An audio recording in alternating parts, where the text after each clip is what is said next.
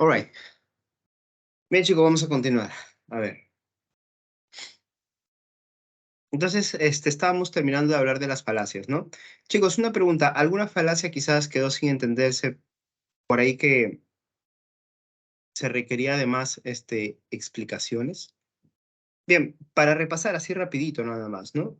Hemos visto 4 falacias. Ad baculum, se amenaza a la persona y por el miedo esa persona puede aceptar lo que se le está diciendo, pero no es válido, es una aceptación psicológica. En el caso de la falacia ad hominem, la conexión es sobre todo para las personas que escuchan, por ejemplo, en un debate, ¿no es cierto? Entonces, cuando a la otra persona se le está invalidando, uno puede decir, pero profe, está bien, ¿no? Un corrupto, ¿cómo va a venir a hablar de las cosas que son correctas para hacer, ¿no?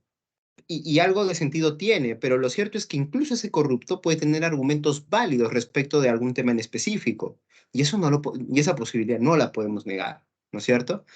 Entonces, el ad hominem ataca a la persona para deslegitimarlo. No ataca al argumento, ataca a la persona.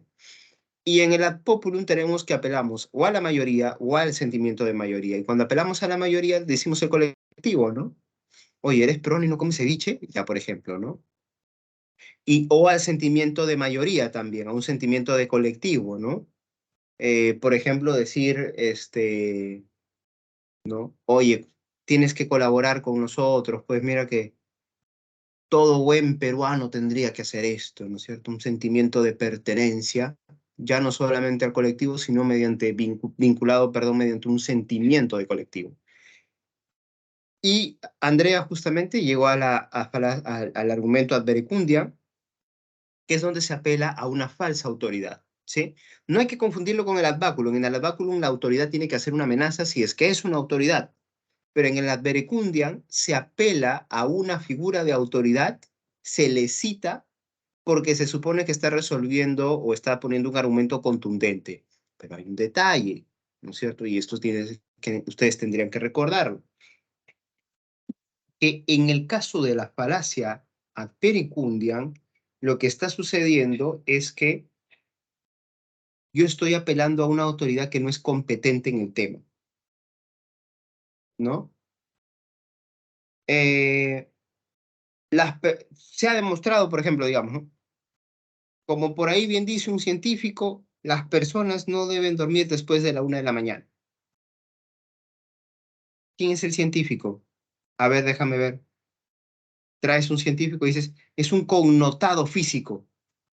Ah, ¿sabe de física? Sí. ¿Y qué estudios tiene en torno al sueño o la salud vinculada con el sueño? Ninguno. No tiene nada que ver con el tema. Ya, ahí estás, ahí tienes una verecundia, ¿no? El papá dijo que está bien apoyar, por eso apoya a los demás. ¿Está bien? Este, bueno, a ver, el papá es una figura de autoridad, ¿no es cierto? Dentro de la familia, un núcleo familiar, pero es una autoridad. Ahora, suponiendo, ¿no? Claro, suponiendo, es un poco general el ejemplo, ¿no? Pero suponiendo que apoyar a los demás o a otros, depende exclusivamente de ese argumento, entonces sí es una falacia verecundia, ¿no? Ahí sí es una falacia verecundia. A menos que haya un argumento bien razonado por parte del padre, ¿no? Entonces, tan falaz ya no es, ¿no? Pero sí, normalmente podría ser una verecundia, ¿no? ¿Listo? ¿Estamos ahí? Entonces, ahora quería que hablemos, lo que hemos visto es en el campo de la lógica formal y no formal, pero ahora quería que hablemos de un campo donde la argumentación, obviamente, ¿no es cierto?, aparece como el principal protagonista.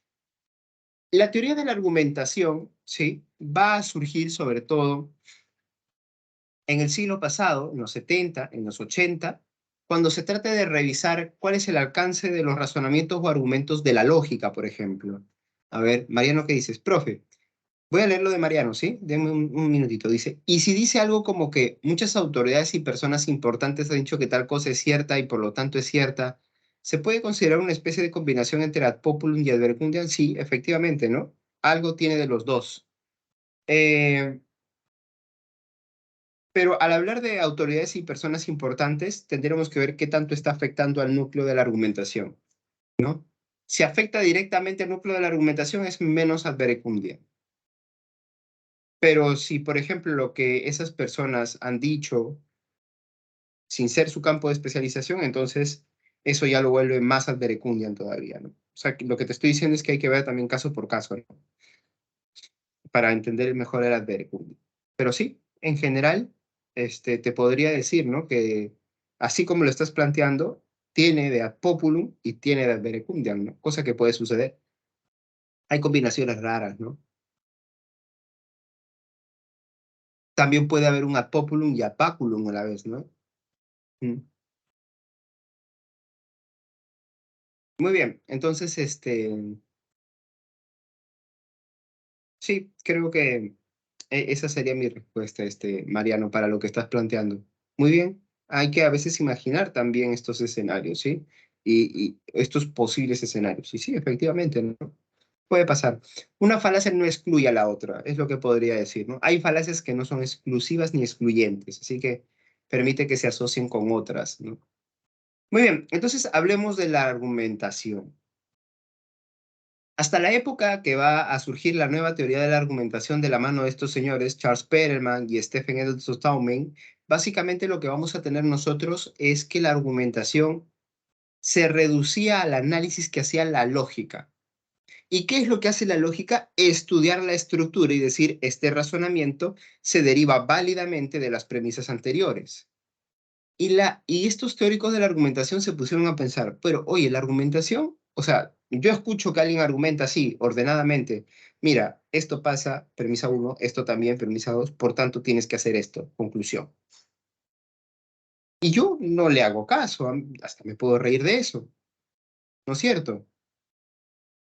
¿Por qué estoy diciendo esto? Porque básicamente acá lo que estaríamos demostrando es que no hay necesariamente, fíjate, no hay necesariamente un orden derivado o perdón, o no necesariamente el orden derivado convence a las personas. O sea, un razonamiento válido no es lo que termina de convencer a una persona. En la vida real, este es el término clave, en el mundo real, la argumentación es mucho más compleja que simplemente los razonamientos válidos o inválidos. Y eso es de lo que se van a dar cuenta estos dos señores, ¿no es cierto? Ellos, ¿qué van a decir? Básicamente que la argumentación, primero, hay que reconocerlo, es un acto comunicativo. Y segundo, que es complejo, interactivo y que se supone que está mediando o está apareciendo la argumentación siempre que hay alguna disidencia o diferencia a nivel de opiniones entre dos personas. Entonces ahí es donde empiezan las argumentaciones. Entonces el ser humano muy probablemente desde antes incluso de su vida civilizatoria, desde que empezó a usar el lenguaje, una de las cosas que más ha tenido que hacer ha sido convencer al otro o a los demás, ¿no es cierto? Entonces, fíjate, es un proceso muy propio del ser humano, es una actividad tan propia del ser humano que hay que entender eso, ¿no es cierto?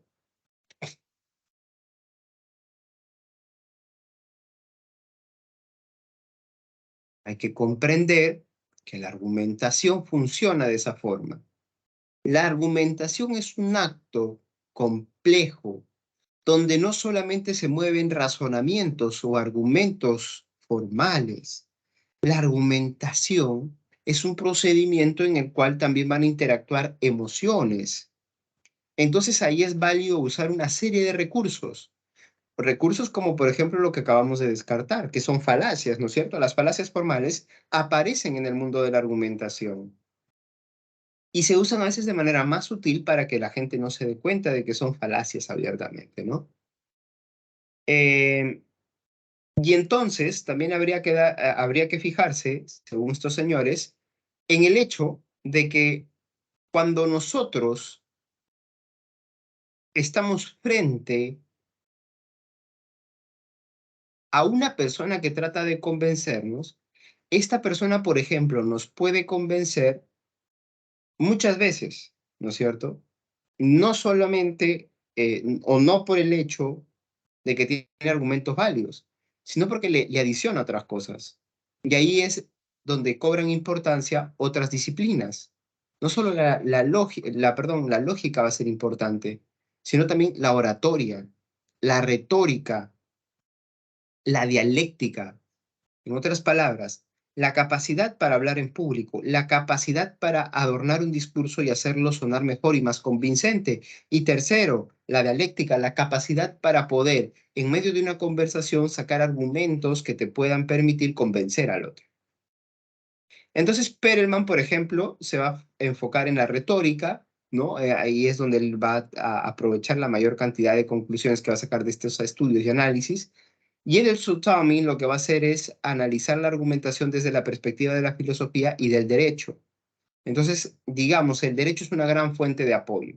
¿Por qué? Porque es justamente el campo que ha llevado por excelencia la argumentación por distintos caminos, ¿no es cierto? Muy bien, entonces acá tenemos precisamente a dos de los iniciadores de la nueva teoría de la argumentación.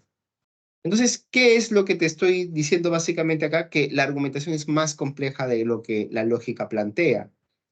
Y aunque en términos formales nosotros podemos clasificar los argumentos en deductivos e inductivos, nosotros deberíamos de tener un poco más de cuidado. ¿Por qué? Porque hay diferentes formas de argumentar y diferentes enfoques para también plantear nuestros razonamientos. Pero primero entendámonos con la diferencia entre un razonamiento o un argumento deductivo y uno inductivo. Pregunta, ¿cuándo nosotros hablamos de un razonamiento deductivo? Cuando, como hemos visto, ¿no es cierto?, de las premisas se pasa a la conclusión de manera necesaria. Fíjate en el ejemplo. Todos los letrados son cultos. Catherine es letrada, por tanto Catherine es culta. Es algo obvio, ¿no es cierto? Si Catherine es letrada y todos los letrados son cultos, entonces Catherine es culta también. Es necesaria la conclusión. O sea, no hay otra conclusión posible a partir de lo que se ha dicho. De las premisas anteriores tiene que bajarse necesariamente esa conclusión. ¿Te das cuenta? ¿El razonamiento deductivo qué es entonces? Algunos lo plantean como el paso de lo general a lo particular. Y como estás pasando de lo general a particular, se tiene que aplicar necesariamente a ese miembro del grupo lo mismo que estás diciendo para todo el grupo. ¿Bien? Y luego tenemos el razonamiento inductivo o el argumento inductivo. Acá lo que sucede es qué cosa? Que vamos a tener que la verdad de las premisas se va a transferir a la conclusión, pero mínimamente. O sea, hay una probabilidad. Acá el término clave es probabilidad. Es probable, pero no necesario. Por ejemplo, yo digo, premisa 1, Adán es hombre y es mentiroso. Se ha comprobado que es mentiroso. Bernardo es hombre y también se ha comprobado que es mentiroso. Carlos es hombre y también se ha comprobado que es mentiroso. Conclusión que puedo sacar, ¿todos los hombres son mentirosos? Pregunta, ¿esta conclusión es válida? ¿Completamente válida?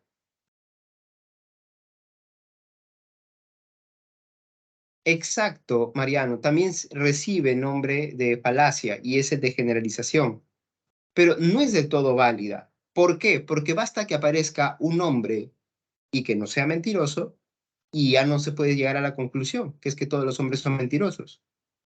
A esa persona que está afirmando esa conclusión, la traes un día a clase de filosofía donde va a conocer a tu profesor Francisco Flores y se va a dar cuenta, mira, estoy conociendo a un hombre y no es mentiroso. ¿Te das cuenta? Se rompió. Ya no hay forma de sacar esa conclusión general. Y es que el razonamiento inductivo pasa de casos particulares a una conclusión general. Y es por eso que solo puede ser, recordemos, probable. No se puede generalizar. Menos con cuestiones que están vinculadas al ser humano, ¿no? Por lo cambiantes que somos los seres humanos. ¿Bien? Entonces, ahí hay un detalle interesante al cual tendríamos que atender cada vez que hablemos de la diferencia de los razonamientos. Bien. ¿Alguna duda, consulta con la clasificación que hemos hecho de razonamientos, o perdón, argumentos deductivos y argumentos inductivos? Creo que está bastante claro, ¿no? Está bastante sencillo esa parte. Como vamos a ver en epistemología, ¿sí? Esta es la razón, la de la naturaleza del razonamiento inductivo, es la razón por la cual nosotros no podemos decir, ¿no es cierto?, que una conclusión a la cual se llega a partir de premisas particulares es la conclusión válida y final. No es concluyente, efectivamente, ¿no? De esto se van a dar cuenta algunos científicos y epistemólogos, como vamos a ver más adelante. Bien, ahora, hablando de ciencia, hablemos de cómo funciona entonces la argumentación en la ciencia, porque es muy distinto a cómo funciona. en la vida cotidiana.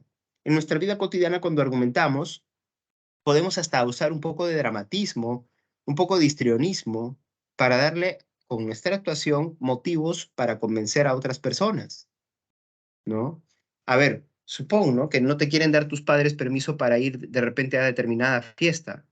Entonces, en ese momento tú te das cuenta que la mejor manera de convencerlos es cambiando tu actitud y mostrándote más como una víctima de las circunstancias. Papá, yo estudio todo el día, papá, es así, ya, pues, ma, ¿no es cierto? O por ahí que usas otra técnica, los haces reír, ¿no? Le sacas una sonrisa y aprovechándote de esa ternura cada vez menor que causas, ¿no es cierto?, logras convencer a tus padres. ¿Qué has hecho? Has apelado a un recurso no lógico, no racional, afectivo, emotivo, psicológico, si tú quieres. Pero en el mundo de la investigación científica se supone que tiene que ser totalmente distinto. Y de hecho es de lo que se trata la ciencia, ¿no? Claro, en la argumentación científica, para empezar, más que convencer, lo que quiero hacer es explicar un fenómeno, sea natural, social, un evento, un hecho histórico, lo que sea, ¿sí? Entonces, ¿qué es lo que nosotros tenemos en la investigación científica?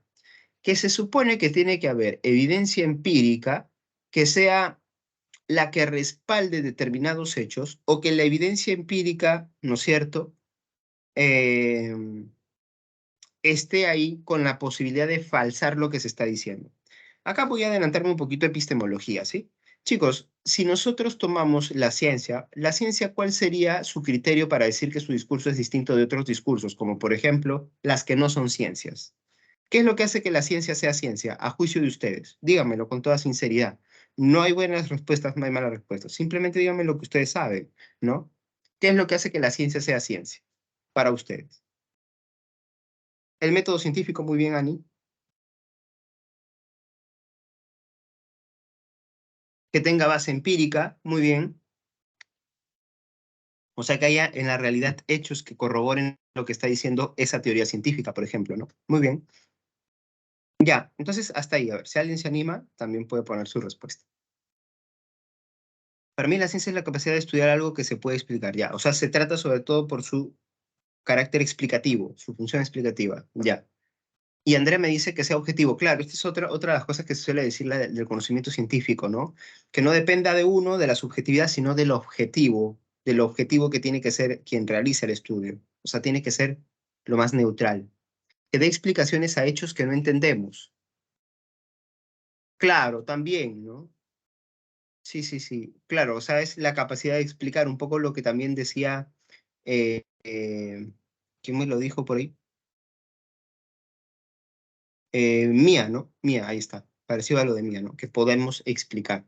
Muy bien. Entonces, claro, que se base en hechos reales, dice Ailén. Muy bien. Ya, vamos a ver esto.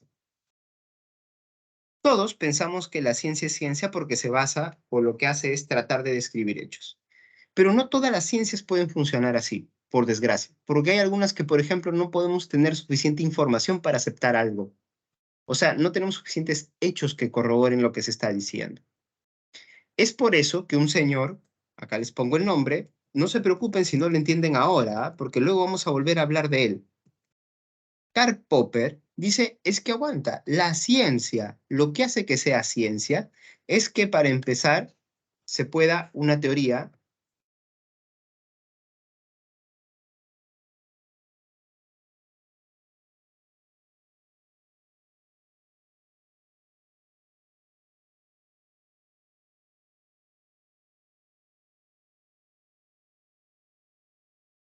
¿bien? Es que para que algo sea teoría científica, tiene que poder falsarse o refutarse. Por ejemplo, ¿no? A ver, imaginemos lo siguiente. Ustedes, por ejemplo, ¿no? ¿Han visto ya cuál es su carta astral? ¿No? La astrología, ¿no? Está muy de moda últimamente. Profe, yo ya vi mi carta astral y en mi caso no coincide, ¿no es cierto? Imagínate que yo soy un fanático, o ya no un fanático, alguien que cree en la astrología y su capacidad predictiva para la personalidad de las acciones. Bien, digo, imaginemos que yo sea así. Tú dices, profe, yo ya revisé mi carta astral, no funciona. No, es que aguanta, te digo, ¿no? De repente no cumple, pero no se parece a ningún aspecto de tu personalidad, ninguno, pero ya, entonces sabes que has hecho mal tu carta astral. Es que cuando la carta astral la haces, tienes que considerar todos los detalles que se te piden. ¿Bien? Exacto, Mariano. Entonces, si yo tengo esa respuesta, y si cada vez que la astrología va a ser atacada para demostrar que no es verdadera, perdón, entonces va a sacar, cada vez que digo va a ser atacada, va a tener parches para poder cubrirse y decir, ¿ves que estamos en lo cierto? ¿Ves que estamos en lo cierto? Entonces, eso no es falsable, pues. Y eso ya deja de ser ciencia, eso ya es una creencia, es un dogma. Y en la ciencia no funcionamos con dogmas, dice Karl Popper. Es científica la teoría que se puede refutar, pero que todavía no se ha refutado. Eso es lo que dice Popper. Y profe, cuando se refute, ya pues ya no sirve, pues porque ya se refutó, ya se demostró que no es válida. ¿Te das cuenta? Entonces, atendamos a ese detalle interesante, ¿sí? Em, yo por eso, ¿no es cierto? Lo que les recomendaría es que cuando ustedes vean la ciencia también traten de verla bajo su dinámica de conjeturas y refutaciones, como le dice Popper. O sea, no es que la ciencia haya progresado linealmente, que, ¿no? Que, digamos, se han construido conocimientos científicos sobre otros conocimientos científicos. No, más bien lo que dice Popper es que una teoría sube y cuando aparece un evento que la refuta, chao teoría y aparecerá una nueva teoría, ¿no es cierto? Pero efectivamente no es la evidencia, no es la verificación, sino la falsación lo que hace que la ciencia sea tal. Pero igual, no está diciendo Popper que la evidencia empírica no es importante, ¿no? Sí es importante, pero no solo cuando está a favor, sino también cuando está en contra de lo que tú estás diciendo o de tu teoría científica, ¿no? Para eso, quería que vean ustedes algo brevemente, para entendernos mejor con la argumentación y la investigación científica. Este,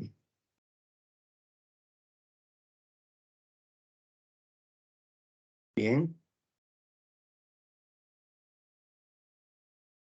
Bien, yo quería saber, esto es un caso que el mismo Popper pone, ¿sí? Yo quería saber, ¿ustedes saben cómo es que se llega a ser famoso Einstein?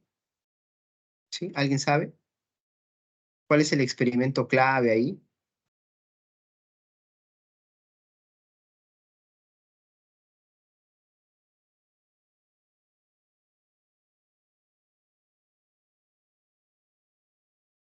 Ya, les voy a compartir entonces, ¿sí? A ver, ya. Entonces, hablemos de Einstein, ¿sí? Como ustedes están viendo, para que la argumentación científica funcione, obviamente hay que usar la razón. ¿Para qué? Para hacer una hipótesis, pero también para deducir algunas cuestiones de esa hipótesis.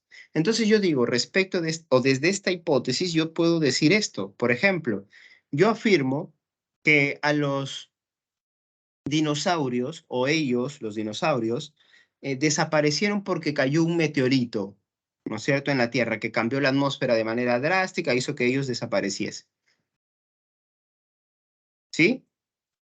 Entonces, la pregunta que nos podemos hacer es, ¿qué puedo deducir de eso? Bueno, si es así, entonces en los restos fósiles de los dinosaurios tengo que encontrar presencias de metales o gases que no hayan en la Tierra y que han venido con el meteorito.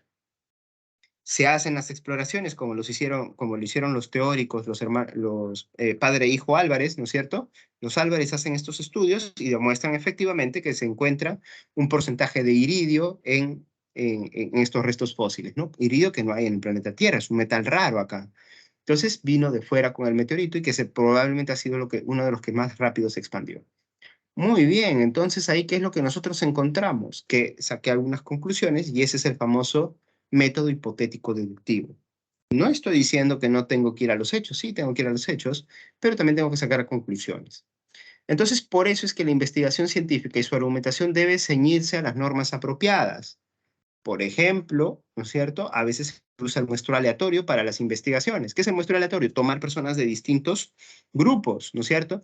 ¿Qué pasa si tú sacas, por ejemplo, muestras de un solo grupo? Que eso va a darte una visión distorsionada de la realidad peruana, ¿no? Entonces, esto es muy importante de reconocer, ¿no? No podemos recurrir a alguna de las situaciones o circunstancias que se nos viene a la mente para justificar una teoría científica. No, se trata de usar las reglas adecuadas y las mediciones adecuadas. Por ejemplo, en el caso del testeo de las vacunas, hay un último mecanismo de prueba que es el doble ciego, ¿no es cierto? ¿Han visto ustedes eso? Que cuando ya se prueba en personas, a una persona se le pone la vacuna de verdad y a otra se le pone ¿qué cosa? Un placebo, ¿no es cierto? Si la persona que tiene el placebo dice que mejora y tal, entonces ahí nosotros estamos seguros de que la mejoría no es por la vacuna, entonces, ¿no? Es una cuestión psicológica. Lo que queremos saber es que de verdad haya mejora física, ¿no es cierto? Por ejemplo. Entonces, todo eso requiere la ciencia. Pero a veces la ciencia tiene que recurrir a puntos, ¿no es cierto? Donde más que comprobar permitan confirmar una deducción racional. Einstein todavía no era conocido cuando estalla la guerra, ¿no es cierto? Y recuerden que eso pone dos bandos, ¿no es cierto? Y él estaba dentro de Alemania, entonces era difícil que un inglés como Eddington se anime, pero estas maravillas que tiene la historia de la humanidad hace que Eddington, un famoso científico que entendía lo que decía Einstein y también fotógrafo, entonces es lo que él va a decir es, vamos a tratar de comprobar lo que decía Einstein, ¿sí? Pero no es solo comprobar, sino también dejar una posibilidad para la refutación. Fíjense ustedes, vamos a verlo, ¿sí? A ver,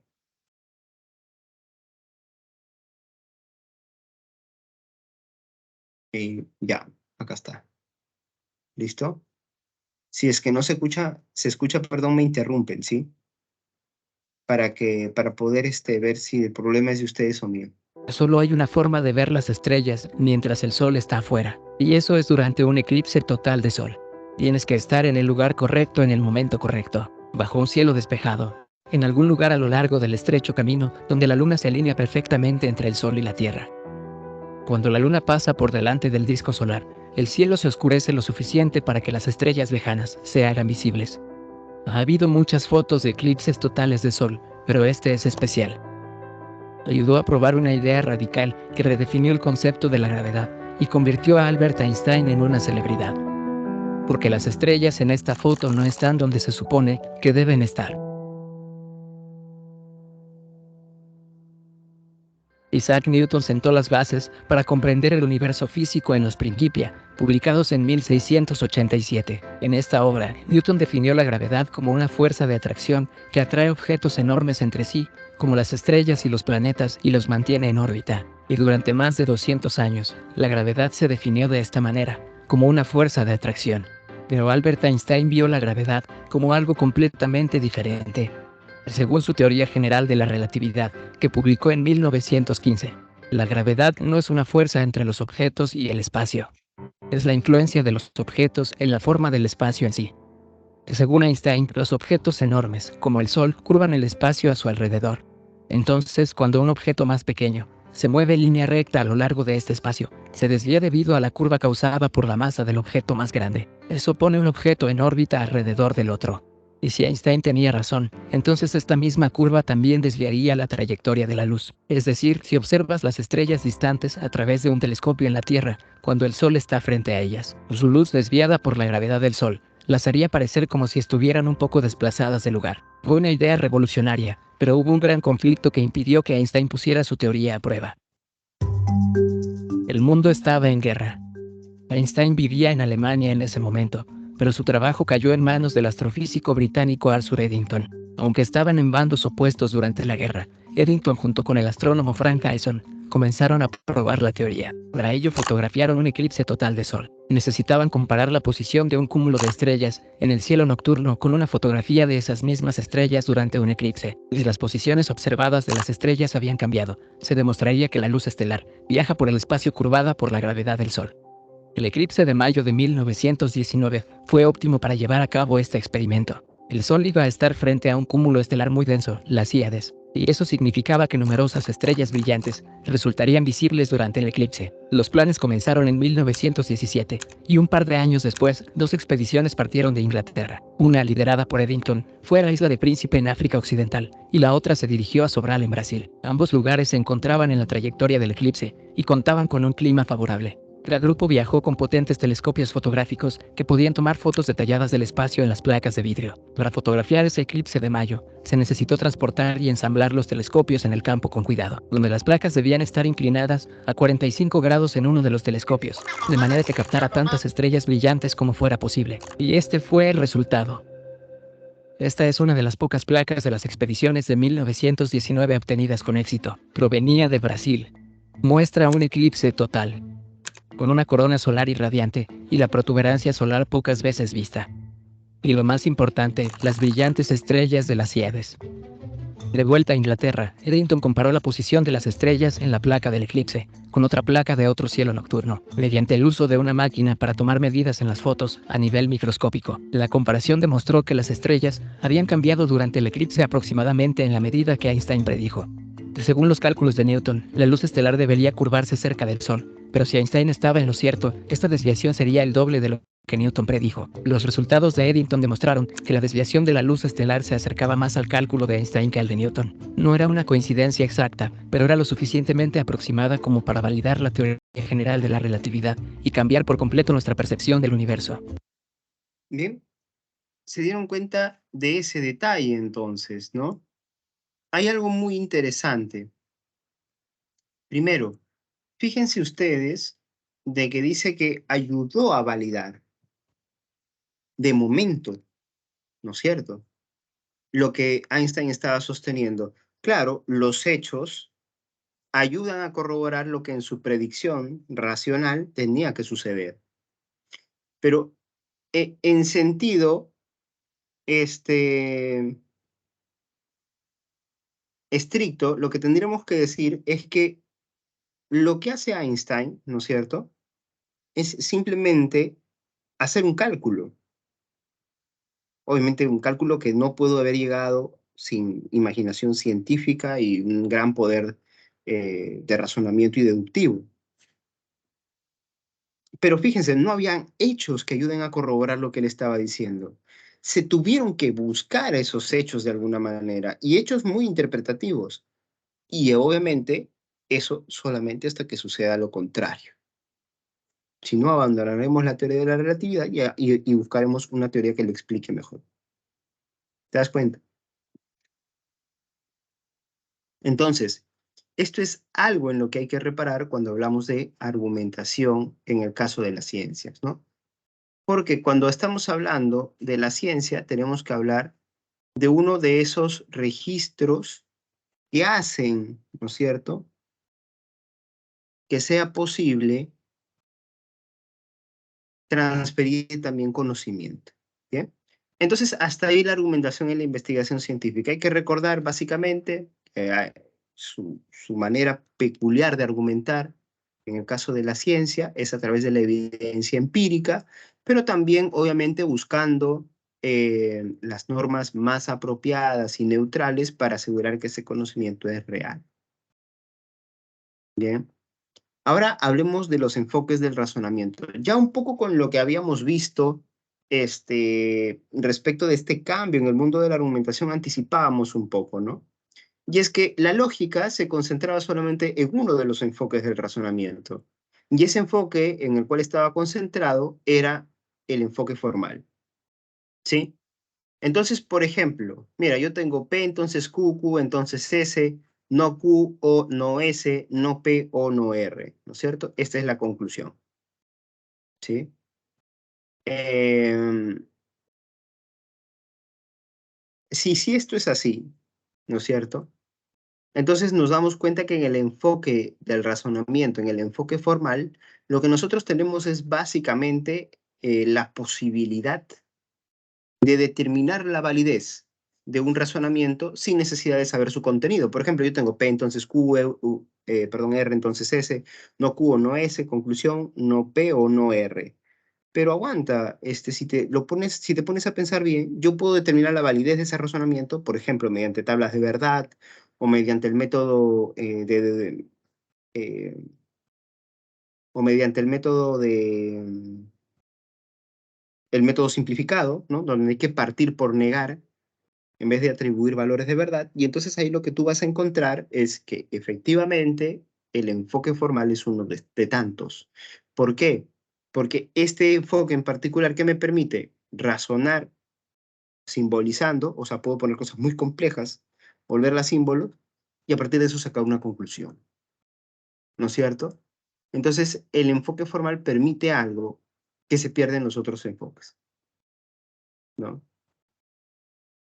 Y el enfoque material nos dice que es básicamente el contenido de lo que se está diciendo. O sea, para tú convencer a alguien, quizás el enfoque formal no sea tan importante como el enfoque material.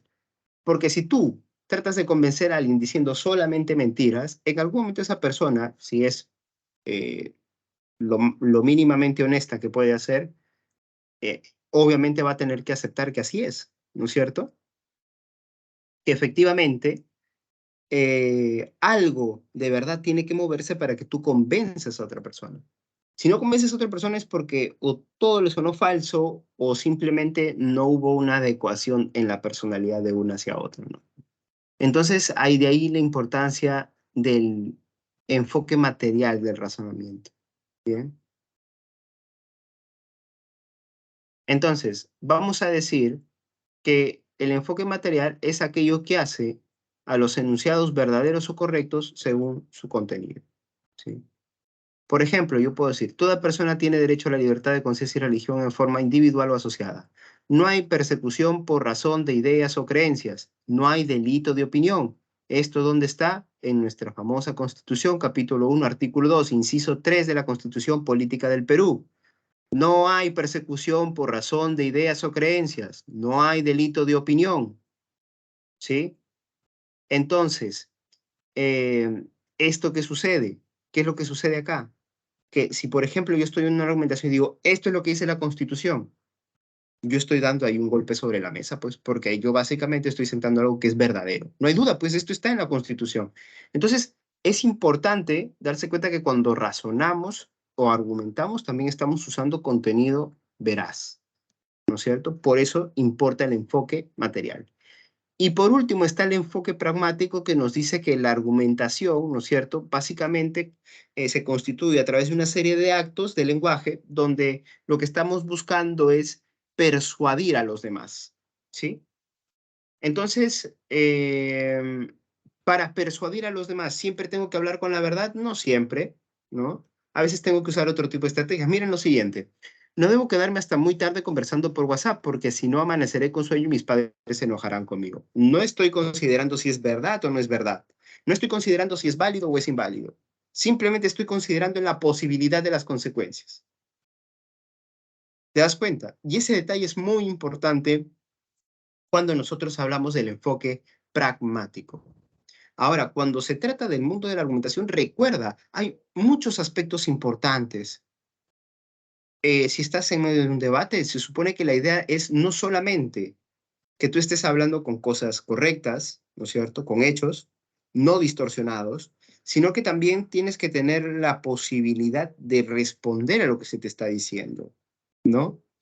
Que, recuerda, no es una toma encarnizada, no es una lucha encarnizada, sino tiene que ser desapasionada respecto de las ideas, ¿sí? Entonces, vamos a ver un ejemplo, a ver.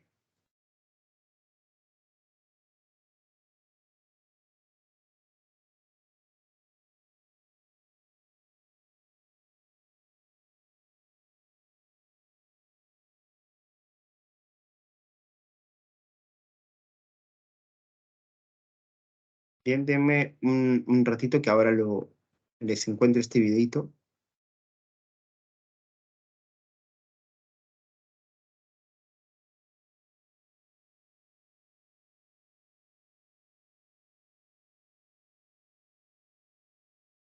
Ya, bueno, parece, voy a ponerlo en español, sí, en el español, de Latinoamérica, porque por desgracia, pues, tendría que pasar un buen ratito hasta encontrarlo en subtitulado, ¿no? que supongo que es como a ustedes les tiene que gustar, ¿no? ¿Ustedes cómo ven? ¿En películas dobladas o subtituladas? ¿Cuál prefieren?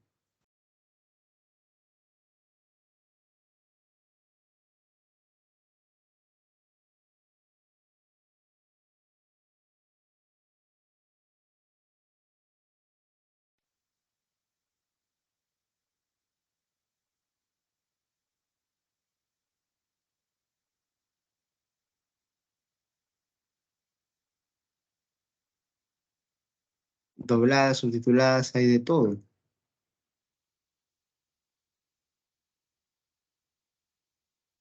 Ya. Entonces vamos a ver. Ay, bueno, yo creo que para mí depende mucho del doblaje, ¿no? Hay cosas que yo preferiría ver con un buen doblaje y otras cosas que yo prefiero. Por ejemplo, las películas de autor, ¿no? O sea, de un cineasta conocido, ¿no? O las películas de culto, yo prefiero verlas en idioma original siempre, ¿no? Pero ya, a ver, entonces esta vez vamos a verlo en doblaje. Es esta famosa escena, ¿no es cierto?, donde en este caso el Joker convence a Harvey Dent. Si no han visto la película, sí, los voy a tener que spoiler para que entiendan la escena. Fíjate cómo lo va a convencer a Harvey Dent, que es el personaje que está echado y quemado la mitad del rostro. ¿Cómo lo va a convencer de que él no le hizo daño en verdad, ni a él ni a su pareja? Porque acaba de fallecer la pareja de Harvey Dent.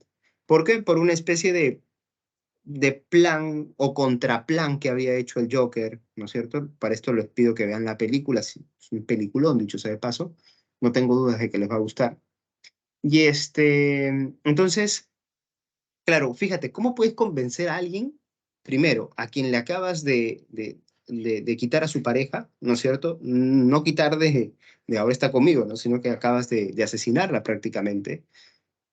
¿Y cómo puedes convencerlo, sobre todo, fíjate, tocando los puntos claves de su dolor, ¿ya? Fíjate en eso. Y fíjate cómo construye un discurso racional. También tiene que tener algo de racional para poder convencerlo. Para que te des cuenta que, a pesar de que esta es una escena de ficción, muchas veces en el mundo real la argumentación pasa por planos así, ¿sí? No exactamente así, pero obviamente algo parecido. Entonces, fijémonos. Hola.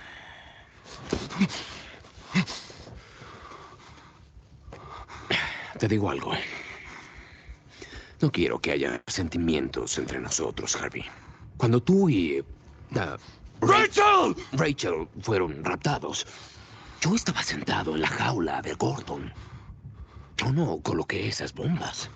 Tus hombres, tu plan. ¿En serio parezco a alguien que planea? ¿Sabes lo que soy?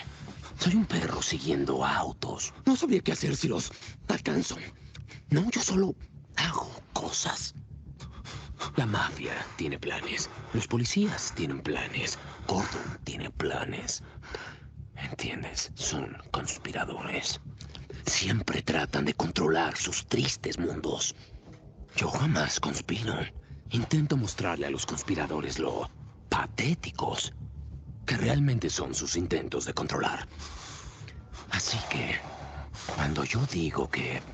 A ver, cuando digo que lo tuyo y lo de tu novia no fue personal, sabrás que te digo la verdad. Tu arma. Los conspiradores te pusieron donde estás. Tú eras de esos, tenías planes. Y mira cómo te dejaron.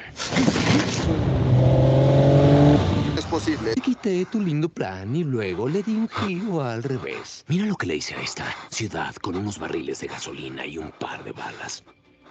¿Mm? Te digo de que me di cuenta. De que nadie se altera cuando todo va de acuerdo al plan. Aun cuando el plan sea espeluznante. Si mañana le digo a la prensa que algún pandillero será asesinado, o que un convoy de soldados va a explotar, no van a alterarse. Porque todo es parte de un plan. Pero cuando digo que un insignificante alcalde morirá, todo el mundo pierde la cabeza. Introduce algo de anarquía. altera el orden establecido y el mundo se volverá un caos. Soy un agente del caos. Te digo algo sobre el caos. Es miedo.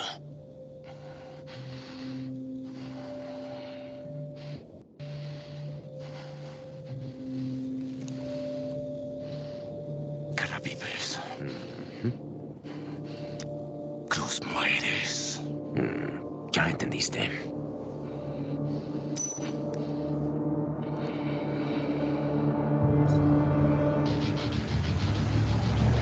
Bien, hasta ahí la escena, ¿no? Es una escena, como les dije, interesante, sobre todo porque básicamente lo que se está planteando, ¿sí?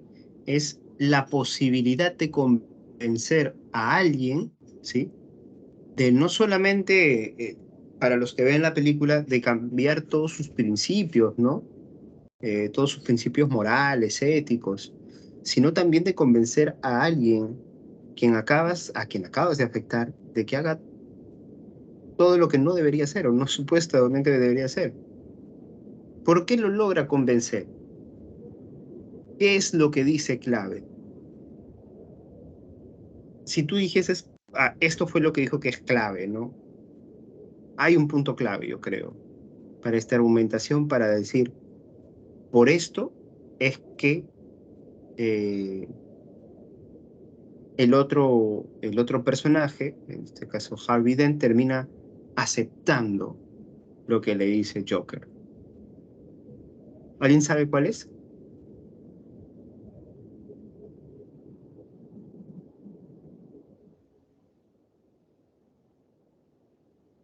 ¿Alguien se atreve?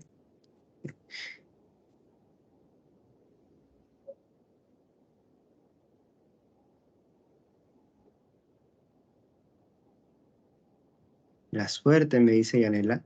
El azar, ¿no? Algo así. Ya. Bueno, vamos a... Como que le estaba echando la culpa por ser un conspiranoico y como que le estaba dando las consecuencias y pues demostrando lo que en verdad él quería mediante su dolor y su rencor hacia el Joker, algo así. Ya, es un buen análisis, de hecho, Maite, ¿no es cierto? Es un buen análisis, porque claro, básicamente lo que está haciendo es, como tú dices, redirigir el dolor y el deseo de venganza, ¿no es cierto? Ahora, ¿cómo haces para redirigir el dolor y el deseo de venganza si es obvio que el que está al frente tuyo parece haber sido el responsable? Bueno, Sebastián, por ejemplo, me dice, hay algo racional en sus argumentos, ¿sí? Hay algo racional. Y voy a retomar algo que estaba diciendo Maite, ¿no? Hay, ¿no es cierto?, un principio que está funcionando acá. Para poder redirigir ese odio y esa venganza, tienes que construir un discurso donde le puedas dar sentido a todos esos elementos que parecen quedar fuera o que no podrían parecer tener cabida. ¿Cómo te puedo convencer a ti de que con todo el dolor que tú tienes, yo no he sido exacto, ¿no es cierto? Creo que ya vamos entendiendo. Entonces, la argumentación pasa por jugar mucho con los sentimientos. Tiene de racional. Fíjate, tiene bastante de racional lo que le está diciendo. Le está construyendo un discurso bien razonado. Le está diciendo, oye, pero tú no me puedes echar la culpa a mí. Yo te estoy diciendo, no es personal. ¿Por qué no es personal? Porque yo no tenía ese plan, no era mi plan. Lo único que hice fue tratar de cambiar un plan que ustedes tenían y se dio lo que se dio, ¿no? Entonces, esa inversión que se dio, ¿no? Hizo que, eh, o mejor dicho, ese no reconocimiento de estas eventualidades los llevaron a ustedes a estas decisiones con finales tan trágicos e infelices. Pero yo te estoy diciendo, no, te repito, no ha sido eso, ¿no? Exacto, exacto. O sea, como bien dice Ailén, ¿no es cierto? Uno para argumentar tiene que saber con quién está argumentando, ¿no? No hay forma en que podamos convencer a alguien que, por ejemplo, está completamente, creo que el término más adecuado es fanatizado respecto de una manera de ver la realidad como sea, ¿no? Política, social, económica. Si es alguien que no te va a conceder algo, no vas a poder argumentar con esa persona. Tiene que haber una disposición también. Ahora, este parece el caso de que no hay posibilidad, pero para eso tiene que entrar en actividad entonces otro tipo de herramientas. Jugar con lo emocional, por ejemplo. ¿Cuál otra podría ser? Probablemente no solamente eso, ¿no es cierto? También tener la oportunidad de construir un discurso donde tenga sentido hasta su manera, en este caso llena de odio hacia ti, de ver la realidad. Entonces, fíjense ustedes, hay que darle un pleno sentido, ¿no? Hay que, cuando uno está tratando de argumentar, hay que tratar de abarcar, que no dejar muchos espacios. ¿A qué me refiero? A que cuando lo estás tratando de convencer, tienes que tener la posibilidad de poder dar a entender que efectivamente todo eso que sucedió tiene una explicación en un marco más general. ¿Qué es lo que le está diciendo Joker? ¿No es cierto? Toda esta gente que planeó, en verdad estaba haciendo mal. Entonces tú eras parte de esa gente que planeaba y estabas mal. Y mira dónde te llevó. Y ahora te estoy dando la oportunidad de no planear, de hacer todo lo contrario. Al último le dice que introduzca anarquía, ¿no es cierto? Esa es la idea. Caos, anarquía, desorden. Eso es lo que queremos, dirá el Joker, ¿no? Muy bien, entonces, esto es algo muy importante también, ¿no? Esto es algo muy importante. Habría que entenderlo, o entender la argumentación quizás desde el aspecto más real, como sugieren estos autores que hemos visto, ¿no? Perelman, Tolman, ¿no es cierto? Profesor, ¿el pragmático es una especie de manipulación? No, el pragmático es darse cuenta de que cuando tú estás argumentando tienes un fin. Y ese objetivo es convencer al otro. No manipularlo. Manipularlo ya es otro nivel, ¿no? Obviamente, para manipular a alguien necesitas convencerlo de muchísimas cosas. Pero la manipulación funciona ya a un nivel propiamente psicológico, ¿no? Ya incluso va más allá de lo que se puede decir. También tiene que ver con lo que se hace y demás, ¿no? Cómo refuerzas determinados patrones de conducta y demás. En cambio, claro, en el enfoque pragmático de la argumentación solo nos centramos en el hecho de que hay que convencer a partir de la posibilidad de que la otra persona esté totalmente del otro lado, ¿no? Muy bien, chicos, entonces creo que con esto ha quedado un poco más claro eh, un poco qué es el mundo de la argumentación, o eso espero que así haya sido. Por favor, no se olviden de tomar registro de, de las respuestas para su evaluación. Y como siempre, yo recomendándoles y encomiándoles a que, por favor, traten de revisar la lectura y las preguntas para que ustedes también terminen de cerrar algunas ideas, ¿sí? Y si alguna cosa no les queda claro, me preguntan al inicio de la próxima clase. Ustedes saben, el tiempo es tirano y no nos permite hablar, por la cantidad de temas que trabajamos, no nos permite revisar las preguntas, pero si hay una pregunta que ahí no te cuadra, me lo dices al inicio de la siguiente clase, ¿sí? Les agradezco la comprensión, el apoyo, chicos, la paciencia, y entonces nos vemos el próximo martes a la misma hora, al mismo canal. Ya en un mes distinto, la próxima semana también. Bien, chicos, cuídense bastante, que les vaya bien, buen provecho con su almuerzo. Bye, bye. Cuídense. Hasta luego, profesor. Muchas gracias. Hasta luego, muchas gracias.